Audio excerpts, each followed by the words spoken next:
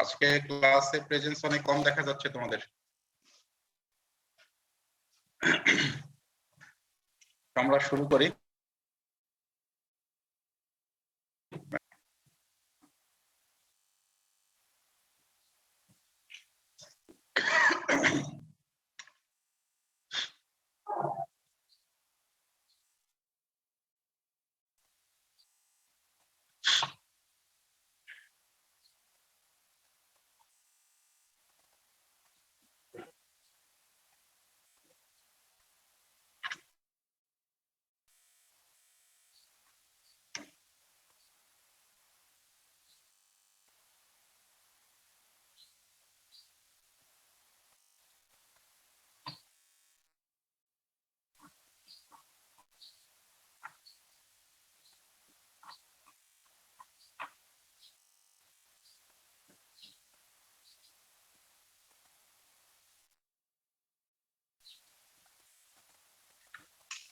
Bending এর একটা problem solve করছিলাম।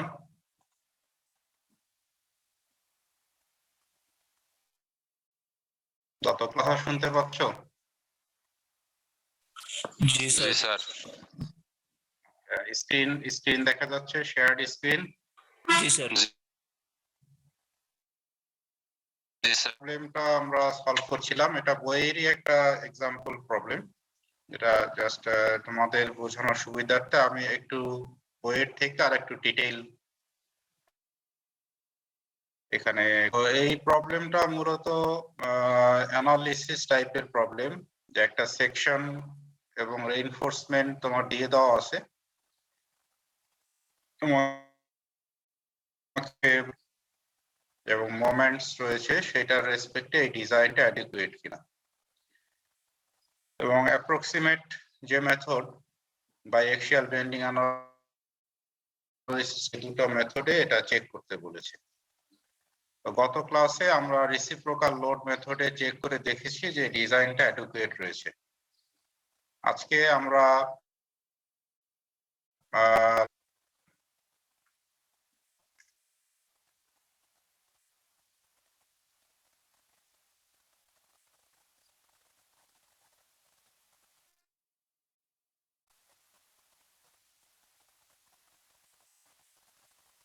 তাহলে লোড কন্ট্রোল মেথডে তোমাদের ইকুয়েশনটা, আমাদের এই ডিজাইনটা অ্যাডিকুয়েট হবে যদি আমাদের এই লেফট হ্যান্ড সাইডে যে প্যারামিটার গুলো আছে, এই প্যারামিটার 1 এর থেকে কম হয়, তাহলে আমাদের এই ডিজাইনটা অ্যাডিকুয়েট আছে আমরা ধরে নিতে পারবো। তাহলে এই ফর্মুলার ভিতরে এটা হলো uniaxial bending about the x-axis.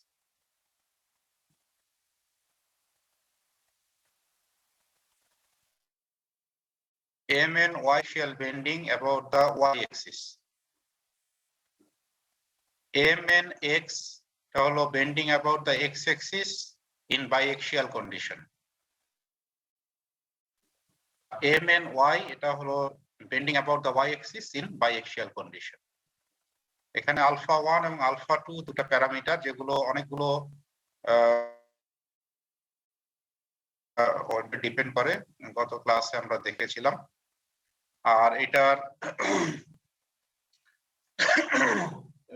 Normal range হলো 1 থেকে শুরু। আর বলা হয়েছে যে এটা ওই রেঞ্জের যত নিচের দিকে থাকবে, এই ভ্যালুটা রেঞ্জের যত নিচের দিকে থাকবে তত তোমার কমের ক্ষেত্রে আমরা নরমালি কনজারভেটিভ ডিজাইনটাই প্রেফার করি। কলামের ক্ষেত্রে আমরা সেফটি এনশিওর করার জন্য এখানে ওভার ডিজাইন পারমিটেড, বাট কখনোই আন্ডার ডিজাইন এখানে পারমিটেড না। তো সেই হিসাবে আলফা 1 এবং আলফা 2 এর ভ্যালু আমরা 1.15 এটা ধরেই এই ইকুয়েশন 1 এর থেকে কম বা 1 এর সমান আছে কিনা। তাহলে প্রথমেই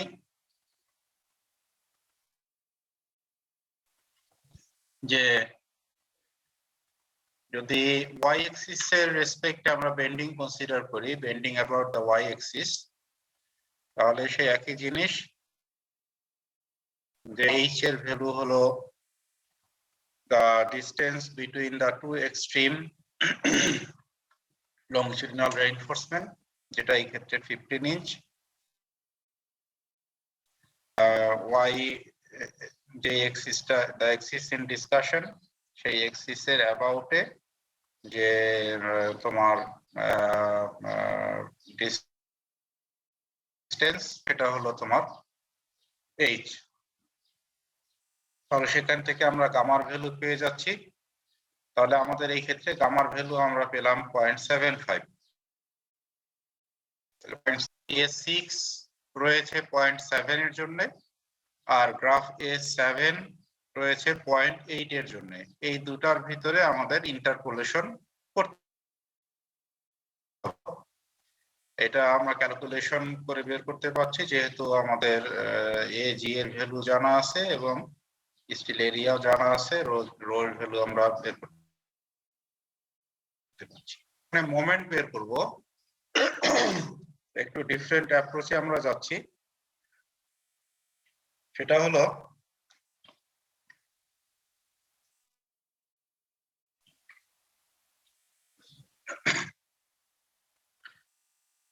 আমাদের যে ইন্টারঅ্যাকশন যে গ্রাফগুলো রয়েছে A6 A7, সেখানে দেখো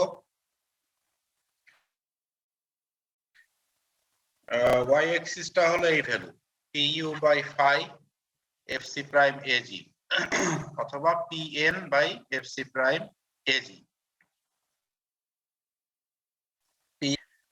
তো অর্ডিনেটের এই ভ্যালুটা আমরা আমাদের এখানে নোন, pu এর ভ্যালু তোমার given, phi you already know, f prime c এটা আমাদের জানা আছে।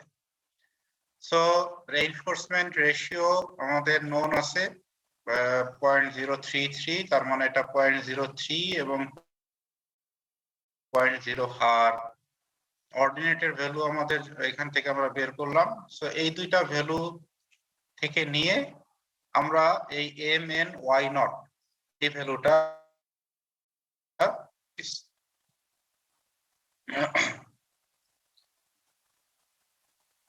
তাহলে আমরা প্রথমে গ্রাফ A6 এ যাচ্ছি।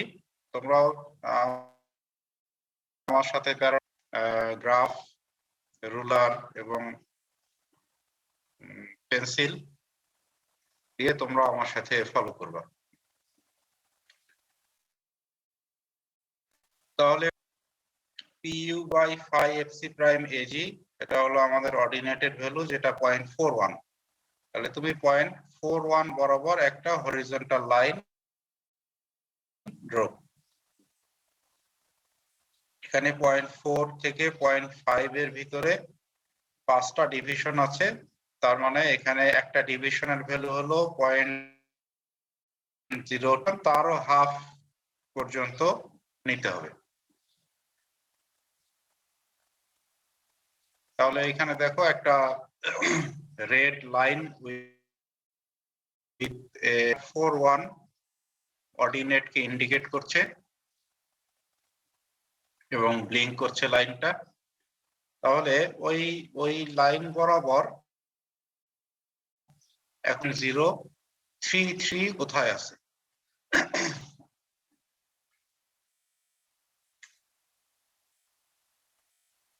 এই বরাবর আমরা সার্চ করবে। তাহলে এটা হলো আমার, দেখো যেখানে কার্সরটা আছে সেটা হলো রো এর ভ্যালু 0.03 আর এইখানে হলো 0.0। এই এস্টিমেশনে 10 ভাগের 3 ভাগ নিতে হবে 0.033 এর জন্য। এইটুকু জায়গার ভিতরে 10 ভাগের 3 ভাগ আমাকে নিতে, তীক্ষ্ণ চোখের দৃষ্টিরও বিষয় আছে। তাহলে এই যে দুটো এখন দুটো ডট ওখানে ব্লিঙ্ক করছে, যে দুটো ডট হলো 0.04, তাহলে ওই দুটোর ভিতরে আমাকে আই এস্টিমেশনে 0.033 তে একটা লাইন ড্র করতে হবে। কোন দিকে?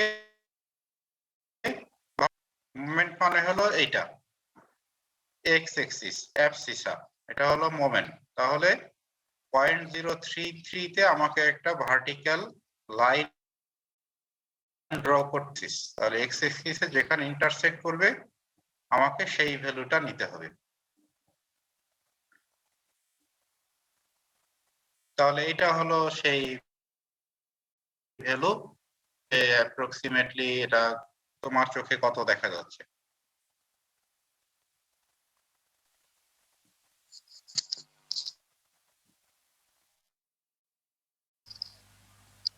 স্যার 0.15।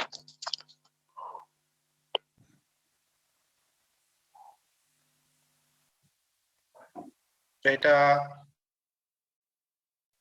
মনে হয় সাথে সামনে বই আছে। জি স্যার। হ্যাঁ, তো বুঝতে পেরেছি, কারণ এতটা একটু সামনে বই না থাকলে ভ্যালু চেঞ্জ হয়ে যেত। তো এনিওয়ে বইয়ে তোমাদের 0.215 আছে। তো এটা যে 0.204 বলেছো সেটাও আমি রং বলছি না, কারণ এটা বলেছি যে এই ভ্যালুটা হচ্ছে এটা অ্যাপ্রক্সিমেট। কারণ এই যে তুমি পয়েন্ট মাঝে যে তিনটা ডিভিশন নিবা, ভার্চুয়াল ডিভিশন 10 ভাগের 3 ভাগ, সেটাও এটা ম্যান টু ম্যান এটা ভ্যারি করবে। বাট পয়েন্ট 2 থেকে ধরো 2.1 এরকমের আশেপাশে থাকবে। তো সেই হিসাবে 0.20 অ্যাপ্রক্সিমেশন, অনেস্ট অ্যাপ্রক্সিমেশন আমি বলবো। তাহলে এখান থেকে আমরা একটা ভ্যালু পেলাম 0.215। সিমিলারলি আমরা যখন গ্রাফ A7 এ যাব, গ্রাফ A7 এও আমরা একই কাজ করব। 0.41 বরাবর হরিজন্টাল 0.03 এন্ড 0.04 কে মার্ক করব। তার ভিতরে 10 ভাগের 3 ভাগ আমরা নিব। 3 ভাগ নিয়ে সেখানে একটা হরিজন্টাল ড্র করে আমাদের সেখান থেকে অ্যাবসিসা থেকে মোমেন্টের ভ্যালুটা আমরা বের করে নিয়ে আসব। তাহলে এখানে তোমাদের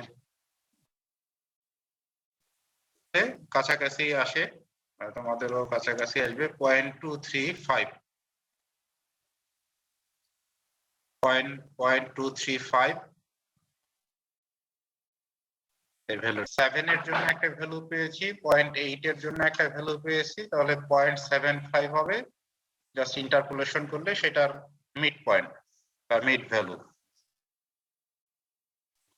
অন্য কিছু হতো আমাদেরকে ইন্টারপোলেশন করে বের করে নিতে হতো, আর তখন আর এইভাবে অ্যাভারেজ করে করা যেত না।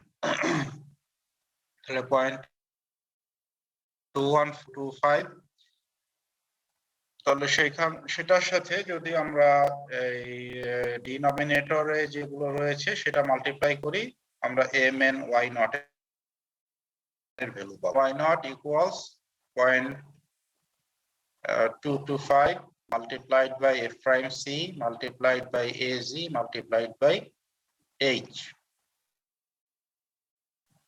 1320 inch cubes. Similarly, আমরা যখন বেন্ডিং অ্যাবাউট এক্স এক্সিস এর রেসপেক্টে আমাদের গামা এইচ এর ভ্যালু 0.7 ইঞ্চ, এইচ এর ভ্যালু হলো 12, so it gives the value of gamma as 0.2 হয়েছে 0.6 থেকে 0.58 is very close to 0.6, এই জন্য আমরা 0.6 এর ভ্যালুটা নিয়ে একটা ভ্যালু একটা মাত্র graph use. The other procedures are same. Reinforcement ratio given, PU by phi F prime C, the value of the, it gives 0.41. Now using graph A5 with these given parameters, করো 0.3, 0.03 এবং 0.04 এটাকে locate করো, locate করে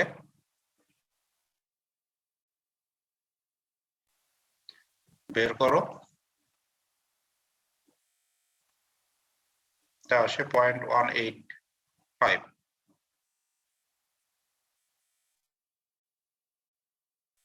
value বের করতে পারবো 0.185 এর সাথে F prime C AG H multiply করে MN X নট আমরা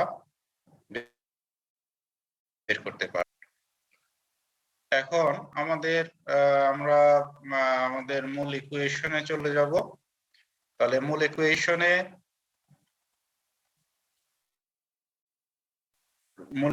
mn y নট এর ভ্যালু পেয়েছি। এখন mn x এবং mn y এর ভ্যালু বের করার জন্য আমাদের pn এর ভ্যালু দরকার। তোমার যেটা, তাহলে PU বাই phi আমরা করলে এইখান থেকে PN পেয়ে যাচ্ছি, নমিনাল লোড পেয়ে যাচ্ছি। তো নমিনাল লোড কে তুমি করেসপন্ডিং ইসেন্ট্রিসিটি দ্বারা মাল্টিপ্লাই করলে তুমি moment in the biaxial bending এটা পেয়ে যাচ্ছ। তাহলে PN এই তুমি PN এর পজিশন হলো রাইট আন্ডার দা কার্সর। তাহলে PN এর সাথে তুমি যদি 6 ইঞ্চ মাল্টিপ্লাই করো তাহলে এক্সেন্ট্রিসিটিটা হলো y axis থেকে। So bending about the y axis, that means MNY in biaxial bending, MNY বের করতে। একইভাবে MNX যখন আমরা বের করব, MNX equal to PN multiplied by 3, PN multiplied by 3। তাহলে আমরা মোটামুটি সবগুলোই পেয়ে গেছি। আর আলফার ভ্যালু আমরা ইউজ করব এই ভ্যালুগুলো আমরা লোড কন্ট্রোল যে ইকুয়েশন, সেই ইকুয়েশনে আমরা যদি সাবস্টিটিউট করি,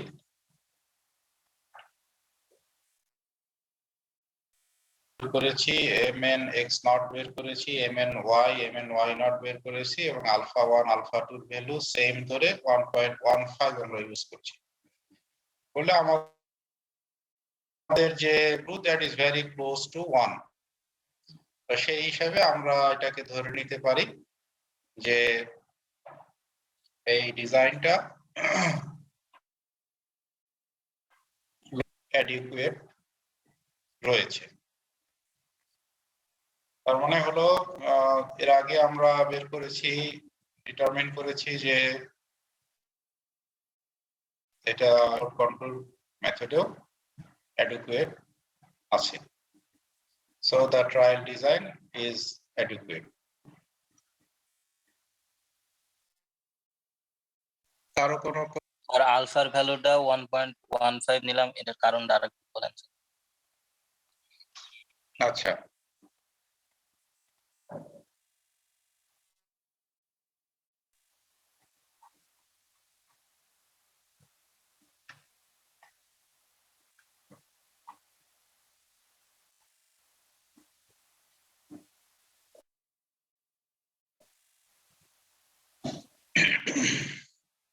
এটা গতদিনের তোমাদের বইয়ের থেকে এটা কপি করা, যেখানে আলফা 1 এবং আলফা 2 আর exponents, amount and distribution of steel reinforcement, stress strain characteristics of steel and concrete, amount of concrete cover, spiral, এই প্যারামিটার গুলোর উপরে ডিপেন্ড করে। 1 2 3 4 5 6 8টা প্যারামিটারের উপরে ডিপেন্ড করে আলফা 1 এবং আলফা 2 এর ভ্যালু। তো সেখানে তোমার ব্রেসলার রিসার্চে দেখেছেন যে এই প্যারামিটার গুলো কনসিডার করলে আলফার ভ্যালুটা যে রেঞ্জে পড়ে সেটা হচ্ছে 1.15 থেকে 1.5 ফর ভ্যালুটা। এবং উনি আরো দেখেছেন যে আলফার ভ্যালুটা এই রেঞ্জের ভিতরে যত নিচের দিকে থাকে, রেঞ্জের ভিতরে যত নিচের দিকে থাকে, এটা হচ্ছে ওনার অবজারভেশন। এই যে রেফারেন্স 9.9 এ গেলে তুমি ওনার সেই পেপার বা রিসার্চ ওয়ার্কটা দেখতে পাবে।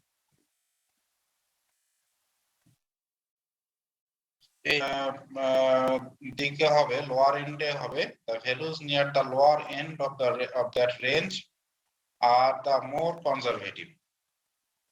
তো সেই কারণে কনসিডার করে আলফা 1 আলফা 2 এর ভ্যালু বের করছি না, সেই হিসাবে আমরা ওনার যে অবজারভেশন সেই অবজারভেশনের একদম লোয়েস্ট ভ্যালুটা নিয়ে যদি আমরা নেই তাহলে এনশিওর হবে যে আমরা মোস্ট কনজারভেটিভ ডিজাইন করছি। এই রেঞ্জের ভিতরে অন্য ভ্যালু নিয়েও তুমি কাজ করতে পারবা, বাট একটা রিজনিং থাকতে হবে। তো আমরা রিজনিং করছি যে কলাম ডিজাইনটাকে আমরা কনজারভেটিভ হিসাবেই রাখতে চাই, সেই হিসাবে এই রেঞ্জের ভিতরে সবচেয়ে যেটা কাজ করছি 1.15 নিয়ে। ঠিক আছে? জি স্যার, বুঝতে পারছি।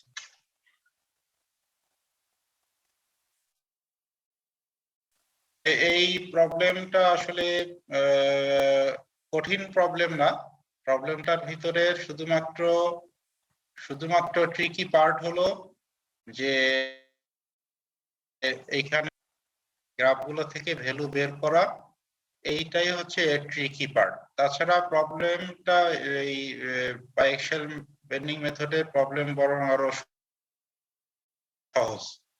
ভ্যালু গুলো তুমি কিভাবে বের করবা এবং কোন চার্ট ইউজ করবা, এই জিনিসটাকে আয়ত্তে নিয়ে আসাটাই আমার মনে হয় যে ইম্পর্টেন্ট ক্ষেত্রে। তো তোমরা এখানে ম্যাককরম্যাকের বইয়ের এক্সাম্পল 10.8 এবং 10.9 আমরা ক্লাসে যেগুলো করেছি এই নলেজটাই এনাফ এই এক্সাম্পল গুলো বোঝার জন্য। এই দুটো এক্সাম্পল তোমরা ট্রাই করবা। আর বাইএক্সিয়াল বেন্ডিং একটা অ্যাসাইনমেন্ট তোমাদেরকে আমি দিচ্ছি, so that you can practice to use the graphs। এই সপ্তাহে জমা দিতে হবে 21শে মার্চের ভিতরে। প্রবলেমটা হলো design the reinforcing the tight column having cross section of 22 inch by 22 inch। Cross section দিয়ে দেওয়া আছে, এটা হবে কি reinforcement for the following dead load given, live load given,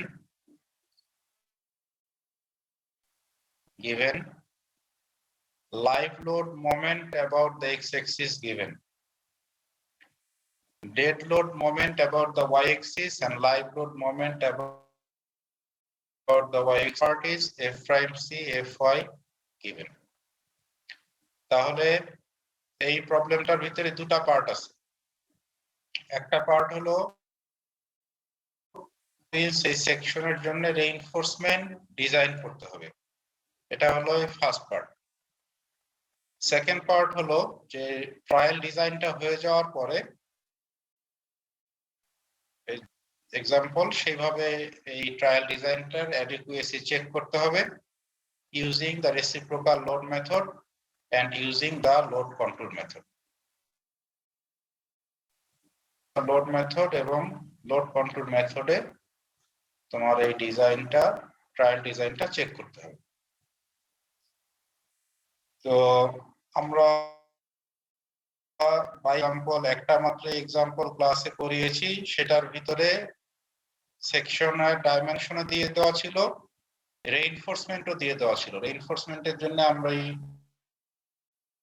design সেকশনের ডাইমেনশন থেকে এবং রেইনফোর্সমেন্ট দেওয়া ছিল, সেখান থেকে আমরা শুধুমাত্র অ্যাডিকুয়েসি চেক করেছি। তাহলে এই যে রেইনফোর্সমেন্ট ডিজাইন করা considering this load and moment. তো সেই চ্যালেঞ্জটা যাতে তোমাদের জন্য কষ্ট দিয়েছি। স্টার্টিং হিন্টস হলো এক্সাম্পল 10.9 ম্যাককরম্যাক পেজ 308। এই এক্সাম্পলটাতে সমস্ত প্যারামিটার দিয়ে কিভাবে রেইনফোর্সমেন্ট ডিজাইন করতে হয় সেটা তুমি ওখানে সরাসরি শিখতে পারবে। সরাসরি একদম হুবহু এই প্যারামিটার গুলোই ওখানে আছে। কিভাবে রেইনফোর্সমেন্ট ডিজাইন করতে হয় এটা তুমি ওখান থেকে শিখতে পারবে। শেখার পরে সেকেন্ড যে পার্টটা, এই পার্টটা অলরেডি আমরা ক্লাসে সলভ করেছি। আজ এটা তোমাদের জন্য খুব সহজ হবে, কঠিন কিছু হবে না, কারণ এই ফার্স্ট যে পার্টটা, এই ফার্স্ট পার্টটাই হচ্ছে হুবহু এক্স্যাক্টলি দ্য ভ্যালুজ আর ফার্স্ট পার্টটা। আর এই ফার্স্ট পার্টটা তুমি হুবহু ওখান থেকে শিখবা, একটা ভ্যালুও চেঞ্জ করা নেই। আর সেকেন্ড পার্টটা আমরা ক্লাসে করলাম মাত্র।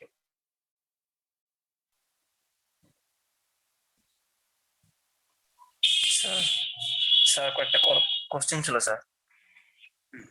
বলো ওয়ালিউল ইসলাম, বলো। স্যার মিনিমাম ডাইমেনশন কত হবে এই ব্যাপারে কিছু আলোচনা করিনি, মানে একটা মিনিমাম ডাইমেনশন তো আছে স্যার কলামের, ওই মিনিমাম ডাইমেনশনটা কত স্যার কোড অনুযায়ী? আচ্ছা, আর আরেকটা কোশ্চেন হলো স্যার যে বলো। Column to column maximum distance কত হতে পারবে স্যার কোন বিল্ডিং এর আচ্ছা। প্ল্যানের? আচ্ছা, তারপরে আরো কোশ্চেন। স্যার বটমের কলাম গুলো স্যার নরমালি এটার সাইজটা বড় হয়, আর আপার কলাম গুলা এটার সাইজটা আস্তে আস্তে কমতে থাকে। তো আমি যদি বটমে সাপোজ আমি জাস্ট বলতেছি যে আমার টপে তো আস্তে আস্তে কমে যাবে, আচ্ছা, ধরেন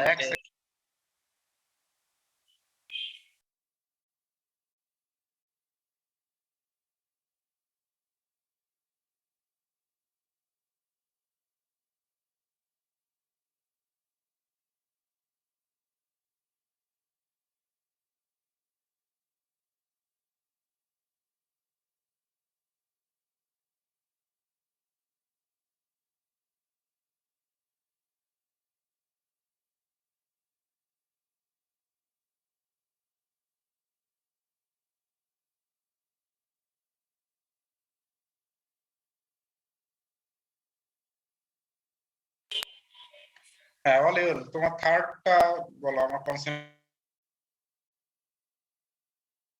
হাই রেজ বিল্ডিং দশতলা কথা যদি চিন্তা করি স্যার, আমাদের বটমের কলামের সাইজ স্যার তুলনামূলক স্যার বড় হবে আপার কলামের তুলনায়, মানে টপের কলামের তুলনায়।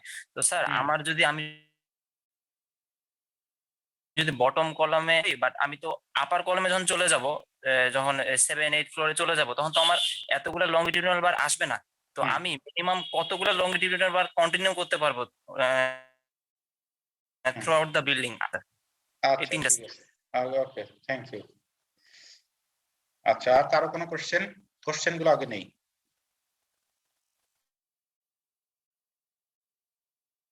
এই সেমিস্টারে তোমাদের সাথে আমার আপাতত আজকেই ক্লাস শেষ। আমার যতটুকু অংশ ছিল সেটা মোটামুটি সেশন হয় যে আবার রিভিউ ক্লাস হবে, ফিজিক্যালি ক্লাস শুরু হলে তখন ইনশাল্লাহ আবার আমরা ক্লাস করব। আপাতত অনলাইন ক্লাসের জন্য আজকেই তোমাদের সাথে। আর কারো কোনো কোশ্চেন আছে? স্যার এই কলামের অ্যানালাইসিসে কি স্যার এই যে দুইটা মেথড আছে, এই দুইটা মেথড দিয়ে কি স্যার চেক করা লাগে, মানে এই মেথড যে কোনো একটা দিয়ে করলেও হবে? আচ্ছা, ঠিক আছে, এটা আমি লিখছি। আর কারো কোনো কোশ্চেন?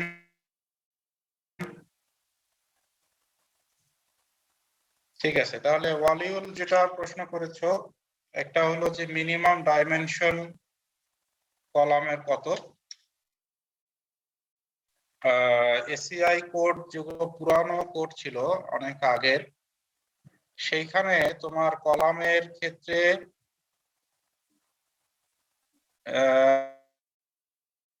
এরিয়া বলা ছিল 96 ইঞ্চ স্কোয়ার। 96 ইঞ্চ স্কোয়ার এটা মিনিমাম ক্রস সেকশনাল এরিয়া বলা ছিল, এটা পুরাতন কোডে, আগের কোড। মানে সাহেব, আমি তো ক্লাস নিচ্ছি, আমার শেষ হয়ে যাবে 10-15 মিনিটের মধ্যে শেষ হয়ে যাবে। আপনি তো এখনকার কোডে সেটা বলা নাই, বা এখনকার কোডে কলামের সেটাও বলা নাই ইন্টারেস্টিংলি। তবে এটা বলা আছে যে যদি তোমার এই কলামটা আর্থকুয়েক প্রন এরিয়াতে ডিজাইন করা হয়, তার ভিতরে আর্থকুয়েক হতে পারে বলতে আর্থকুয়েকের সিভিয়ারিটি রয়েছে। তা সম্ভবত আমরা যেটা আর্থকুয়েকের জোন 1 এর ভিতরে, খুলনার বেশিরভাগ জায়গাটাই জোন 1 এর ভিতরে। এখানে আর্থকুয়েকের সিভিয়ারিটি কম, এখানে উইন্ড লোডের সিভিয়ারিটি বেশি। তো কোডে বলা আছে যে আর্থকুয়েক রেজিস্ট্যান্ট ফ্রেমড স্ট্রাকচার হয়, যেখানে তোমার আর্থকুয়েক রেজিস্ট করতে হবে, সেইখানে কলামের ডাইমেনশন হবে 12 ইঞ্চ। 12 ইঞ্চ হবে যে কোনো একটা সাইডের ডাইমেনশন। তো সেই হিসাবে এটা যেহেতু কোডের মাল্টি স্টোরেজ বিল্ডিং হয়, তো সেই ক্ষেত্রে আমরা নর্মালি যেটা প্র্যাকটিস করি সেটা হচ্ছে ওই 12 ইঞ্চ বাই 12 ইঞ্চ, এর থেকে ছোটটা সাইড মিনিমাম 12 ইঞ্চ হতে হবে। আগে অনেক জায়গায় তোমার 10 ইঞ্চ বাই 10 ইঞ্চ সাইজেরও কলাম দেওয়া হয়, তো এখনো অনেকে ভাবে ডিজাইন করে। যখন করি আমরা ওই 10 ইঞ্চ সাইজ গুলোকে কেটে 12 ইঞ্চ সাইজ করে দিই। এটা হলো পার্সপেক্টিভটা হলো যে আর এটা সতর্কতামূলক, যদি ইভেন্ট জোন 1 এও যদি কোনো বিল্ডিং হয় সেক্ষেত্রে আমরা 12 ইঞ্চ সাইজের নিচে ডাইমেনশনটা এখানে প্রিফারেবলি অ্যালাউ করি। বলেছো সেটা হলো যে column to column distance. Column to column ডিসটেন্সটা আসলে এটার কোনো বাধা ধরা কোনো রুল নাই যে column to column span length তোমার যত বেশি হবে তোমার গার্ডার বা বিমের সাইজও তত বেড়ে যাবে।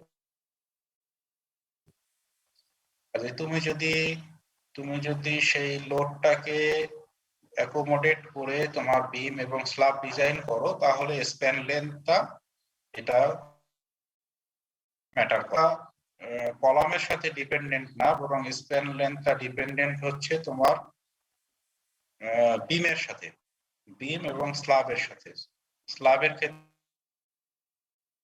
তোমরা হয়ে যায়, তাহলে তোমার এখানে স্ল্যাবের থিকনেস বেড়ে যাবে। আর স্ল্যাবের উপরে লোড যখন বেড়ে যাবে তাহলে সেই স্ল্যাবটাকে যে বিম গুলো বেড়ে যাবে। তো এটা কখনো কখনো তোমার অল্প স্প্যানের কখনো বড় স্প্যানের বিমও ইকোনমিক হতে পারে। তাহলে ওখানে ডিজাইন ফিলোসফিটা মেইনলি কনসেন্ট্রেট করবে হচ্ছে তোমার বিমের সবগুলোই আসলে ইন্টার রিলেটেড। তোমার স্প্যান লেন্থ যখন বেড়ে যাবে তাহলে স্প্যান লেন্থ বেড়ে গেলে প্রতিটা কলামের ভিতরে লোডের পরিমাণও বেড়ে যাবে। কারণ আগে মনে করো যে তোমার এখন তুমি দিয়েছো 24 ফিটের স্প্যান, তাহলে 12 ফিটের স্প্যানে একটা কলাম যে লোড ক্যারি করতো 24 ফিটের স্প্যানে স্বভাবতই ডাবলের মতো লোড চলে সাইজ এবং রেইনফোর্সমেন্টের পরিমাণে সেটা গিয়ে এফেক্ট করবে।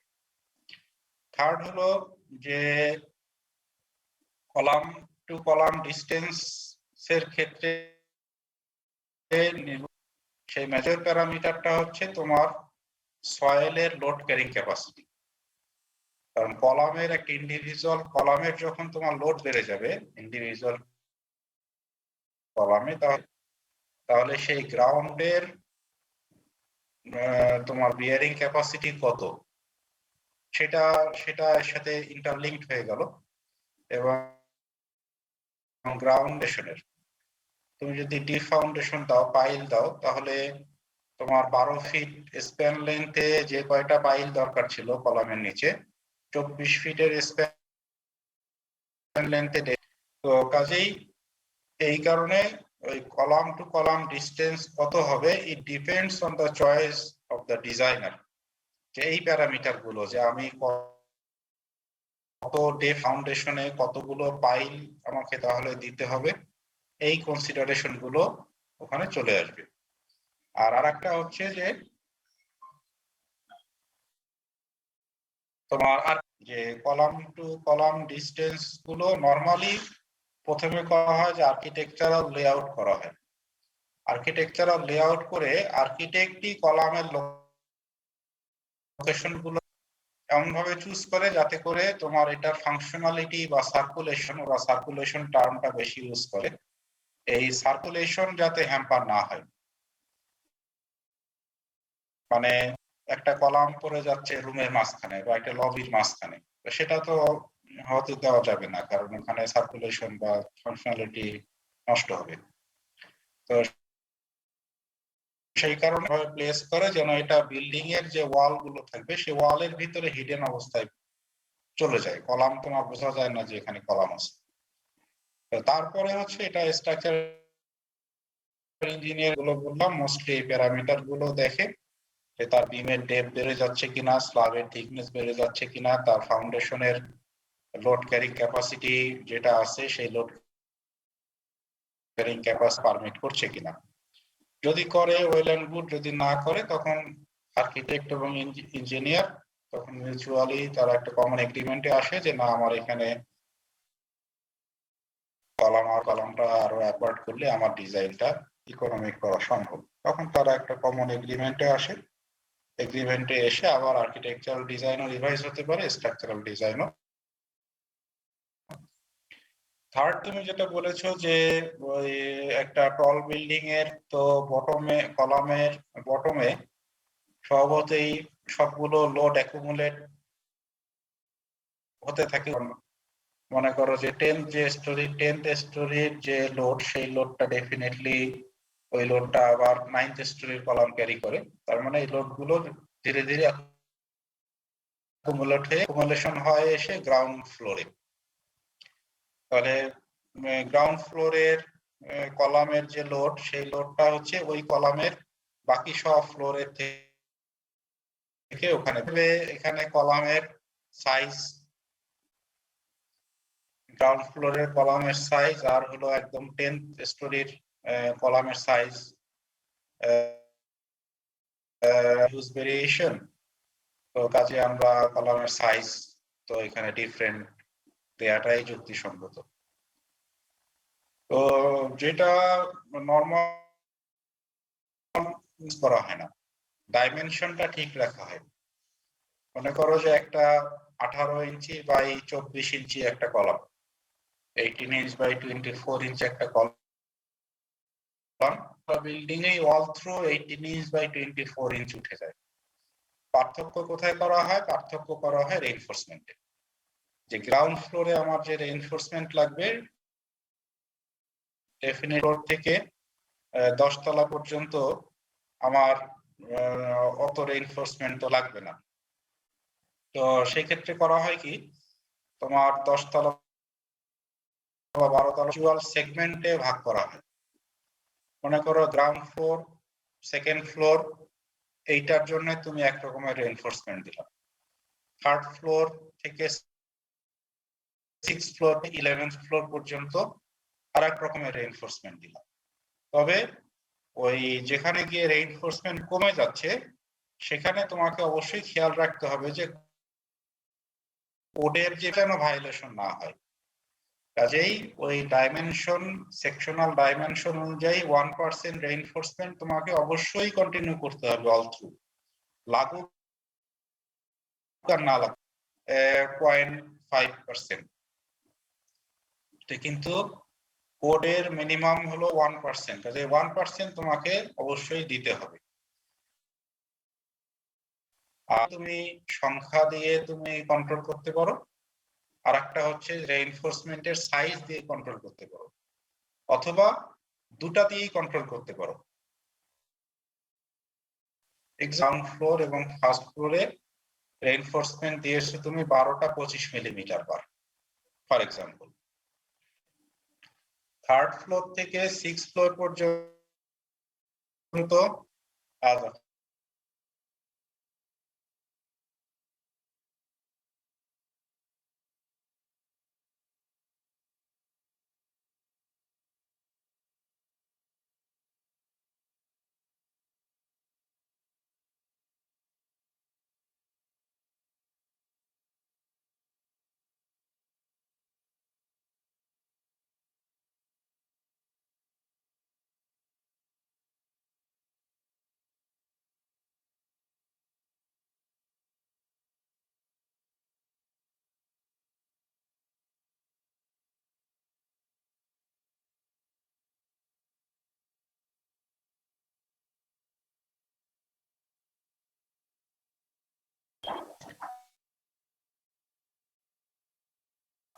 মনে করো যে তোমার গ্রাউন্ড ফ্লোর এবং সেকেন্ড ফ্লোরে তুমি দিয়েছো 12টা 25 মিলিমিটার বার। এখন সেকেন্ড, থার্ড,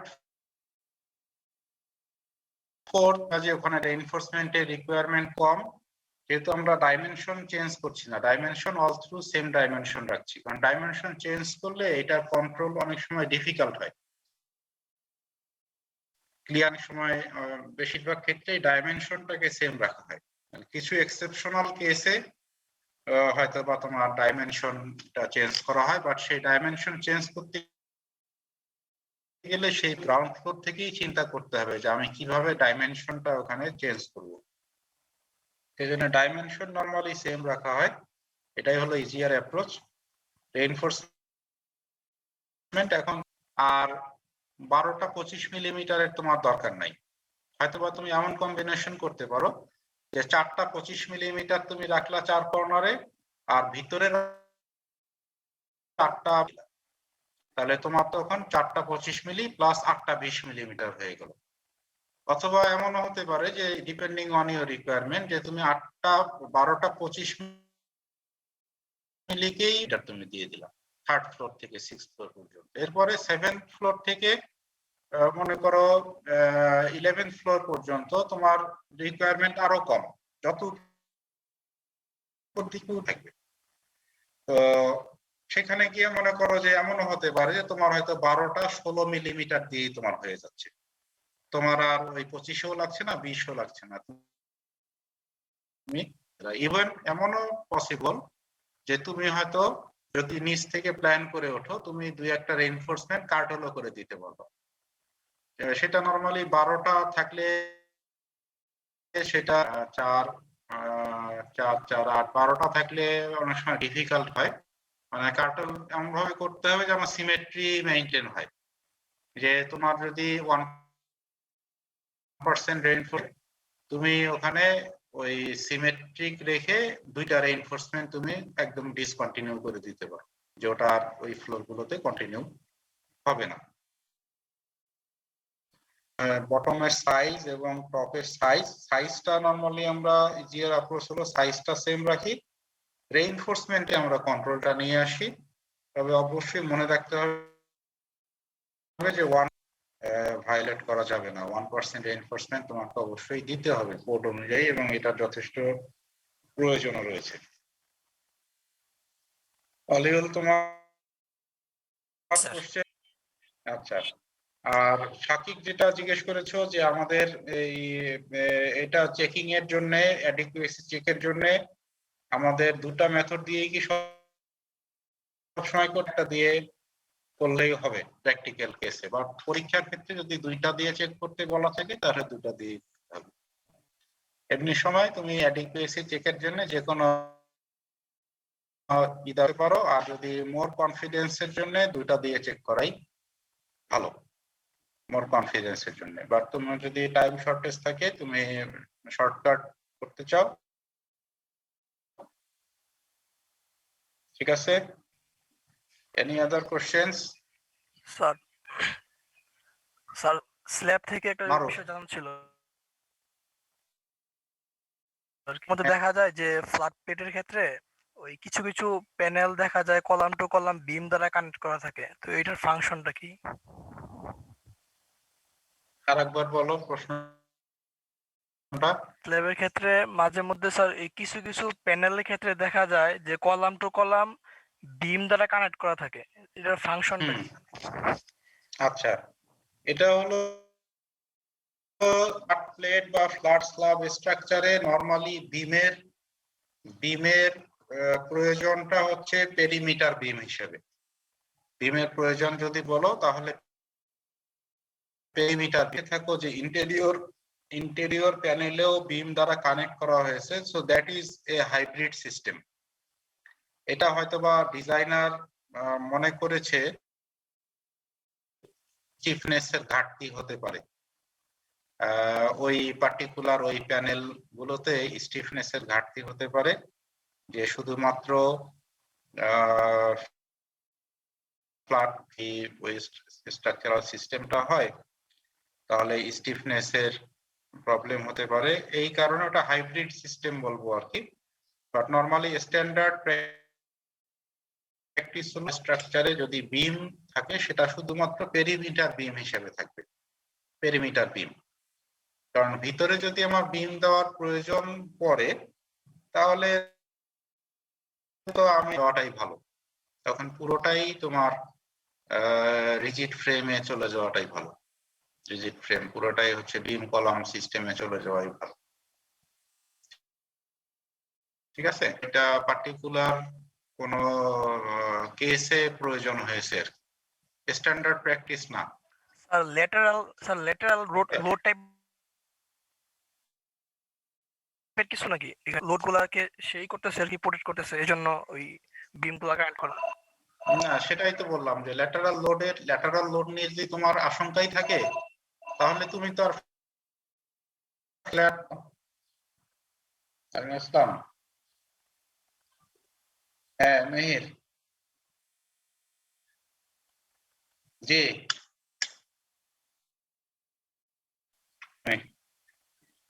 করো, অসুবিধা নেই। এটাই একটু তাহলে আমি ইয়া করে দিব এখন। হ্যাঁ, একটা আশিসকে বলে দিও, তাহলে তোমার নামটা 21 তারিখের, সবাইকে 20 তারিখে রেখেছিলাম আর কি। তেমনি তুমি যদি স্বেচ্ছায় সুইচ করতে চাও কোনো সমস্যা নেই। আচ্ছা, তো তোমার আমাদের এর আগেও যখন ফ্ল্যাট প্লেট বা ফ্ল্যাট স্ল্যাব পড়িয়েছি সেখানে বলেছি যে আমাদের ফ্ল্যাট প্লেট বা ফ্ল্যাট স্ল্যাব স্ট্রাকচারের কিন্তু বিম কলাম সিস্টেমের থেকে এটা, if you have confusion over stiffness of your building, you should not go for flat plate or flat slab structure. সেখানে তোমার বিম কলাম স্ট্রাকচারে আমি কেন যাব? হাইব্রিড সিস্টেমে গিয়েছি তার মানে হচ্ছে যে আমার ওখানে আসলে কনফিডেন্সের সমস্যা আছে, সেটাও বলাটা ঠিক হবে না। হয়তোবা স্ল্যাব দিলে ফাংশনালিটি বাড়বে, space effective space clear space বেশি পাবো, আর বিল্ডিং এর এই পোরশন গুলোতে বিম কলাম দিলেও আমার সমস্যা নাই, কিছু অ্যাডিশনাল স্টিফনেস পেলাম। বাট রিকমেন্ডেড হলো সেরকম ক্ষেত্রে পুরোটাই ফ্রেমড স্ট্রাকচারে চলে যাওয়া ভালো, বিম কলাম স্ট্রাকচারে চলে যাওয়া ভালো। ওকে, এনি আদার কোশ্চেন? স্যার একটা কোশ্চেন একটু বাকি ছিল বলো। স্যার। কথাটা হলো স্যার যে আপনি যে আমাদের বলো। ওই যে ইন্টিগ্রাল এটা ছিল স্যার 13.4, এই ম্যাথটাতে সেকেন্ড ক্রিটিক্যাল সেকশন যখন বের করি আমরা ইকুয়েশন ইউজ করছি হলো স্যার এই যে পাঞ্চিং শেয়ার ইকুয়েশনটা ইউজ করছি। কিন্তু স্যার যখন নাদিম বিম শেয়ার মানে ওইখানে 4 এর জায়গায় 2 ইউজ করে করছে, তো ফলে কি হয়েছে স্যার, নাদিম হোসেনের বইয়ে পেরিমিটারটা স্যার দ্বিগুণ হয়ে গেছে, বেড়ে গেছে অনেক নিলসনের চাইতে। তো এই জিনিসটা আচ্ছা, এখন স্যার কোন ইকুয়েশনটা ইউজ? মনে হয় যে এখানে তোমার ওই বিভিন্ন বিভিন্ন রাইটারের বইয়ে বিভিন্ন রকমের সলিউশন পাবা। এটা এটা খুবই ইউসুফ হোসেনের যে উনি উনি অথর হিসেবে খুবই নামকরা। আবার এদিকে নিলসন উইন্টার যিনি তাদেরও তো লাইনে তো দুইটাই সঠিক। আমি বলবো যে দুইটাই সঠিক, এবং এই কারণেই আমরা তো হায়ার এডুকেশনে এসে আসলে এডুকেশনের সব হচ্ছে রেফারেন্স বুক। তুমি যত বেশি বই পড়বা তোমার নলেজের পেরিফেরি তত বাড়বে। তো সেই হিসেবে শুধু এই নয় আমি বলবো না, আমি সব ক্ষেত্রেই বলবো যে এটা আমরা একাধিক বই পড়ে যেটা আমাদের কাছে মনে হবে যে better better better then the others, সেটাকে আমি অ্যাডপ্ট করব। এখানে এমন কোনো কনফাইন্ড আমি হয়ে যাব না, যেমন কনফাইনমেন্টেরও প্রয়োজন নেই যে আমাকে নাদিম হোসেনেরটাই ফলো করতে হবে। যেমন তোমার ওই যে হুইটের বইয়ে হুইটের বইয়ে তোমার ইভেন কম্বাইন ফুটিং তোমরা ডিজাইন করেছো মনে হয়, তোমাদের স্যার করিয়েছে, সাকিব স্যার। তো তোমরা হুইটের বই যদি দেখো, কম্বাইন ফুটিং এ একটা কলাম থেকে আর একটা কলামকে অবশ্যই ইন্টিগ্রাল বিম দ্বারা কানেক্ট করা, এটা তার সব ডিজাইনে তিনি এটা ফলো করেছেন। তো কাজেই এটা ডিজাইনার হিসেবে I can choose that this is better then that one, এই ফ্লেক্সিবিলিটিটা আমাদের রয়েছে আর কি। কাজে ওখানে কেউই রিজিড হবে না, এবং তোমার কাছে যেটা মনে হবে যে এই ডিজাইন সলিউশনটা বেটার অন্য বইয়ের থেকে, তুমি সেটাই ফলো করতে পারো, কোনো সমস্যা কিছু নাই। ঠিক আছে, এটা ইউনিক কোন সলিউশন 20 জন থাকো, একটা ডিজাইন তোমাদেরকে করতে দিলে সেখান থেকে যদি 120 রকমের সলিউশন আসে, সেটাও এক্সেপশনাল না। 120 রকম, কারণ ডিজাইনারের যে ফ্লেক্সিবিলিটি, এই ডিজাইনারের ফ্লেক্সিবিলিটির কারণে একজনের সাথে আরেকজনের ডিজাইন মিলবে না। বাট তোমার লিমিটেশনটা কোথায়? লিমিটেশন হচ্ছে যে কোডের ভায়োলেশন কন্ডিশন, কারণ একটা কোড ডেভেলপ হয় বহু বছরের রিসার্চে, বহু রিসার্চারের রিসার্চ কম্পাইল করে। কাজে কোডটাকে তোমার ভায়োলেশন না হয়, কোডের ভায়োলেশন না করে তুমি ডিজাইনারের যে ফ্লেক্সিবিলিটি, সেটা তুমি সেই অ্যাডভান্টেজ নেওয়াটাই ভালো, সেটার ভিতরেই বিউটি। দ্যাট ইজ দ্য, ঠিক আছে? জি স্যার। ওকে, তাহলে ঠিক আছে, আজকে আমরা ক্লাস ক্লোজ করছি। যোগাযোগ করবা, ইমেল করবা, ফোন করবা, কোনো সমস্যা নেই। আর এরপরে এখন আমরা জানি না যে আমরা এখন আনসার্টেনিটির দিকে আছি, যে ইউনিভার্সিটির পক্ষ থেকে একটা পার্টিকুলার ডেট বলা হয়েছে। তারপরে আমার মনে হয় যে এটা ডিপেন্ড করছে আসলে প্যান্ডেমিক পরিস্থিতি কোন দিকে যায়। যেমন এখন বেড়ে যাচ্ছে, তোমরা ইয়েতে দেখেছো, নিউজে দেখেছো, এবং 30শে মার্চ থেকে স্কুল কলেজগুলো খোলার ব্যাপারে একটা ডিক্লারেশন এসেছিল। এখন তো ওই ডেটে স্কুল কলেজগুলোকে রিওপেন করা যাবে কিনা, কারণ করোনা সংক্রমণ আবারও ট্রেনটা ঊর্ধ্বমুখী। তো এভরিথিং ইজ আনসার্টেন। তারপরে আমরা দোয়া করি আমরা স্বাভাবিক হয় এবং ইউনিভার্সিটি গুলো খুব দ্রুতই ওপেন হওয়া দরকার, কারণ 1 বছর আসলে একটা ফিজিক্যাল কন্টেন্টটাকে নর্মাল ট্র্যাকে আবার নিয়ে আসা এটা অনেক সময় সাপেক্ষ ব্যাপার। আবার নর্মাল মোডে নিয়ে আসা যতই আমরা অনলাইন ক্লাস কন্টিনিউ করি না, এই জন্য সবারই আসলে দ্রুতই চলে আসে, আমরা সেটা আশা করছি।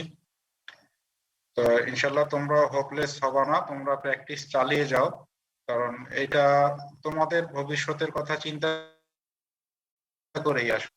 ইউনিভার্সিটি যদি সিদ্ধান্ত নেয় যে রিওপেন হওয়ার পরে একটা শর্ট প্রিপারেটরি লিভ বা শর্ট প্রিপারেশন পিরিয়ড দিয়ে জুম করবে, তো সেই ক্ষেত্রে তোমাদের কোঅপারেশন দরকার আছে, কারণ তোমরা কিন্তু অলরেডি বহুদিন পিছিয়ে পড়েছো এবং এটা তোমরা জানো যে বিভিন্ন ইউনিভার্সিটির পাশাপাশি আমাদের যদি বুয়েটের কথাই আমরা ধরি, তাদের প্র্যাকটিসটাই কিন্তু ডিফারেন্ট। তো সেই হিসাবে তুমি যখন